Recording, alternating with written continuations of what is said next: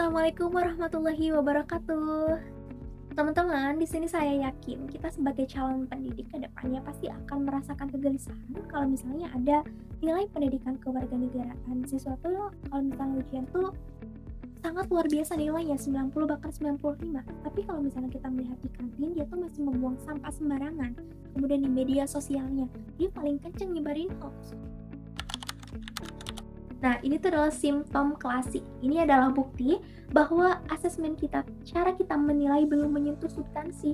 Kita tuh hanya mengukur pengetahuan prosedural di level permukaan, tapi kita gagal membentuk karakter warga negara. Kita akan membedah tutorial praktis bagaimana menyusun asesmen otentik untuk pendidikan kewarganegaraan yang mampu memotret 3 dimensi secara holistik, dan pengetahuan, sikap, dan keterampilan. Tapi teman-teman, di sini secara akademiknya, asesmen otentik itu adalah proses evaluasi yang membentuk peserta didik mendemonstrasikan kinerjanya secara nyata. Tugasnya itu harus kontekstual, kemudian kompleks, dan juga relevan dengan kehidupan mereka sebagai warga negara. Kenapa? Karena pendidikan kewarganegaraan itu bukan textbook subjek. Pendidikan kewarganegaraan itu adalah real life subject, yang dimana menilainya pun harus dalam situasi yang senyata mungkin. Tujuannya untuk mengukur pengetahuan, sikap, dan juga keterampilan itu secara holistik.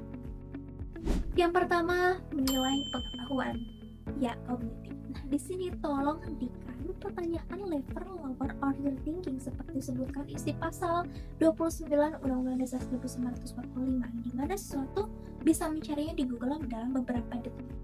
Di asesmen otentik ini, kita tuh harus memaksa menggunakan higher order thinking skill. Caranya, menggunakan studi kasus atau analisis wacana kritis. Berikan mereka tuh sebuah isu kontroversial yang sedang terjadi. Tugas kognitifnya bukan hanya menghafal pasal saja atau materi saja, tetapi di sini tuh poin yang pertama ada menganalisis akar masalah dari berbagai perspektif. Dan poin yang keduanya, mengidentifikasi nilai-nilai baik itu keadilan, hukum, persatuan yang saling berbenturan dalam kasus tersebut. Poin yang ketiganya ini adalah poin yang paling penting, yaitu mengevaluasi dan juga merekomendasikan solusi yang paling adil berdasarkan kerangka konstitusi kita. Nah, di sini tuh kita tuh dapat melihat kedalaman penalaran moral mereka, bukan hanya sekedar ingatan dalam waktu jangka pendek. Nah, poin keduanya adalah menilai sikap. Ini tuh adalah jantungnya pendidikan kewarganegaraan, dan itu yang paling sulit karena kita tuh tidak bisa menilai sikap toleransi dengan pilihan ganda. Contohnya adalah, apakah Anda toleran? Jawaban itu pasti iya dan juga pasti tidak. Nah, itu tuh hanya akan mengukur social desirability bias, yang dimana sesuatu akan menjawab apa yang ingin Anda dengar, bukan apa yang sebenarnya dia rasakan. Nah, di sini asesmen otentik untuk sikap itu menggunakan observasi sistematis. Bagaimana caranya dan kapan mengamatinya? Yaitu saat mereka sedang mengerjakan studi kasus tadi yang secara berkelompok. Nah, pada saat itulah Anda sebagai guru itu bertindak sebagai fasilitator dan juga observer. Siapkan rubrik observasi yang fokusnya itu pada perilaku kunci. Bagaimana dia merespon perbedaan pendapat? Kemudian, apakah dia memotong pembicaraan temannya? Apakah dia aktif berkontribusi atau hanya titip nama? Kemudian yang ketiga adalah menilai keterampilan. Ya, civic skill ini tuh diibaratkan sebagai muaranya setelah peserta didik tahu dan juga merasakan sekarang apa yang bisa mereka lakukan. Ini adalah ranah performance test atau project based assessment. Bagaimana caranya? Ya dengan melanjutkan kasus sengketa tadi.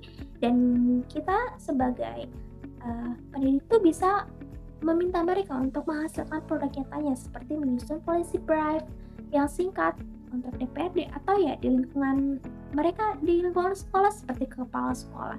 Kemudian melakukan simulasi mediasi atau debat konstruktif di depan kelas, atau juga bisa dengan membuat kampanye advokasi digital yang persuasif dan juga bertanggung jawab di media sosial mereka baik Instagram atau TikTok. Dan yang kita nilai di sini adalah kemampuan advokasi, literasi digital, dan juga keterampilan negosiasi dan juga kemampuan komunikasi persuasif mereka. Dan ini adalah civic skill pada abad 21. Nah, satu asesmen otentik yang dirancang dengan baik, misalnya project based learning tadi itu mampu mengukur ketiga domain secara terintegrasi. Yang pertama adalah pengetahuannya, itu saat dia menganalisis data, kemudian sikapnya saat dia berkolaborasi di kelompok, dan keterampilannya saat dia mempresentasikan solusinya. Tentunya ini lebih rumit daripada membuat 50 soal pilihan ganda karena merancang ini tuh tidak mudah, perlu waktu untuk membuat rubrik yang sulit. Tapi ini adalah satu-satunya cara agar pendidikan kewarganegaraan itu tidak berhenti menjadi pembelajaran yang mengawal, yang dimana tugas kita tuh bukan hanya mencetak siswa yang hafal nilai-nilai Pancasila dan juga sebagainya, tetapi tugas kita adalah memfasilitasi lahirnya warga negara yang terampil dan juga berkarakter dalam mengamalkan nilai-nilai tersebut. Saya Rizvianti Sudaralawiyah, terima kasih. Wassalamualaikum warahmatullahi wabarakatuh.